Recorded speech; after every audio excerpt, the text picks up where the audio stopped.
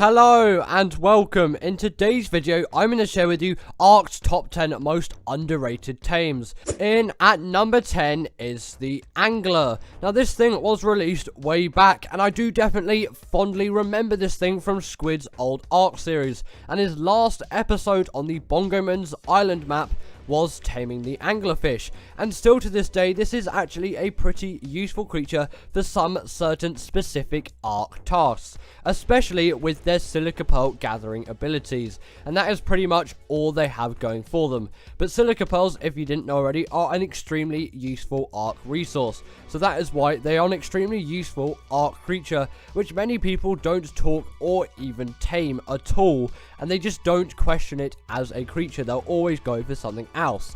And yes, there are better sea creatures out there, but the Angler is great earlier on to mid-game stages in Ark, where you can't fully shell out for the most powerful ocean tames, but you still want to farm all of those silica pearls to get your fabrication up to the max. These creatures are really worth the tame at some point, as they aren't difficult at all, and they are extremely useful for gathering up all of those silica pearls. In at number 9 is the Chalicotherium. Now you may think this creature is just utterly useless, or you may think this creature is an absolutely insane tame and 100% worth it.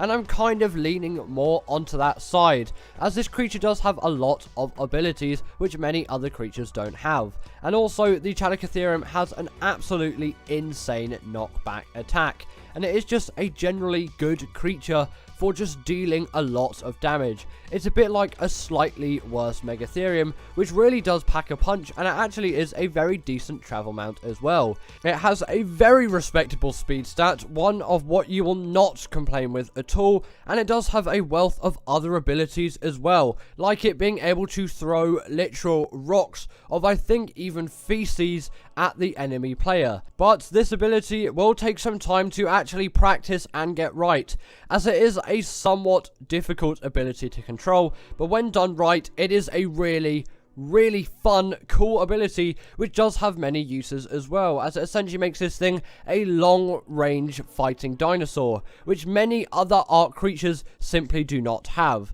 The only one I can really think of off of hand is the Velonosaur's turret ability. In at number 8 is the Carbonemys. Now I know this will be a somewhat unpopular opinion among many of you, but in my opinion, my personal opinion, I really do enjoy the Carbonemys in the early stages of my Ark playing. In those early stages, it is extremely useful to get yourself a creature that can grind all of that oil and those silica pearls and all of those underwater resources. Yes, I will definitely agree this isn't the best creature out there to gather all of those berries and just harvest general things, as I'm pretty sure this thing can't even gather berries, but if it can, it is still an extremely slow Ark creature, which isn't great on land at all. But when it comes into the water, the Carbonemys does actually have some reasonable speed, and yes, just for reference, this B-roll does have some boosted speed on the Carbonemys, as I think it just looks really funny, and it definitely is really funny in my opinion. Comment down below if you think a really fast Carbonemys waggling its little legs really quickly is funny. You know, some people do, and I'm definitely one of those people. But yes, as you can see here in the B-roll, this is me going to gather some oil from the kind of depths of the ocean. Not obviously right to the bottom, as that wouldn't be great, as your player would simply run out of oxygen. As the time when you're getting the Carbonemys, you will not have the scuba tank. I'm pretty confident you won't. So yeah, you can always go into those lakes and lower lying rivers, and there you'll find some oil and definitely some silica pearls, and that is where I think the Carbonemys really shines the most. In at number 7 is the Beelzebufo. Now I know loads of people on my channel really do not feel as if the Beelzebufo is underrated, and they extremely love this creature, and they think it is one of the most popular Ark creatures. And among quite a lot of Ark players, the Beelzebufo is definitely very popular for its cementing paste gathering abilities. But the fact is, a lot of Ark players as well will simply discount the Beelzebufo, and I was one of them before I tried it, as they will just simply say beaver dams are the most efficient way to gather cementing paste, and there isn't a point of spending all of that time to get yourself one of these absolutely amazing, charming Ark frogs, which now obviously I have turned my opinion over is simply not the case. In insect caves like the one on the island, the Beelzebufo really does shine, and you can gather thousands and thousands of cementing paste. And with Ark being a buggy game as well, sometimes beaver dams don't even spawn and can be an absolute nuisance to find. So knowing that you can literally just find some insects on a Beelzebufo to get that cementing paste is actually extremely useful as well, where you just can't find beaver dams and you just can't find that cementing paste. The Beelzebufo is definitely the best creature out there for reliable, quick cementing paste gathering. In at number 6 is the Castoroides. Now again, you may be kind of on the edge like the Beelzebufo with this creature, as you may either love it or hate it. These creatures do seem to be quite Marmite creatures, as you may just not see the use in taming a Castoroides.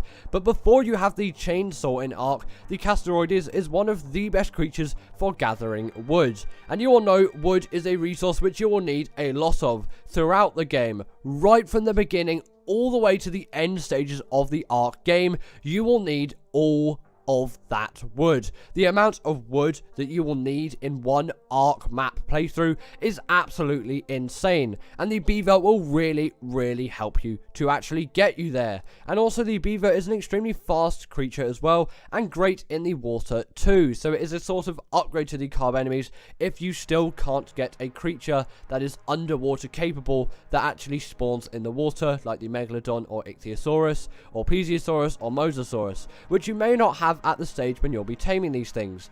And also on top of that, they have an extra little special spicy ability as well, which makes them really nice to use. The fact is, their saddle is just a really nice portable smithy, extremely useful. In at number 5 is the Spinosaurus, and what a creature this is, and also in my opinion, what an underrated carnivore, as the Rex always seems to take the spotlight away from the Spinosaurus. And in my opinion, the Spinosaurus is pretty much what a Rex is, and in some cases it can be easier to tame, as it does spawn in less hostile environments, and it definitely has a lot of really great uses that the Rex simply can't partake in. Firstly, it has a really amazing turning circle, which the Rex simply can't compete with, as it can turn 360 on the spot, whereas the Rex's turning circle is absolutely atrocious, and in many situations it is so bad you can even get your Rex killed because it can't turn around and attack the creature that is attacking by its feet. Also, the Spinosaurus is great in the water too, and I'm pretty sure it does have an oxygen stat, even though it may not as well. I'm kind of a bit in between. It may have had one in the past and now it doesn't. Either way, its oxygen stat is really great, and it is a great underwater creature with creatures like the Baryonyx, the Mosasaurus, the Plesiosaurus, the Basilosaurus. The list literally goes on for underwater creatures, and unlike most underwater creatures, and pretty much every creature apart from this and the Shadowmane, it has the hydration buff, so it will do even more damage when in water, which is just simply great, as with any carnivore, you always like to have a buff. Sadly, it does not have the bleed ability, but still, that hydration buff is absolutely OP, and when it goes back onto its hind legs, this thing will do even more damage on top of that. It is definitely a great boss creature, and actually overall, I'm pretty sure it does more damage than the Rex, as it can attack faster, and I think its damage stat is higher. Its only real downside is its health is slightly worse than something like a Rex.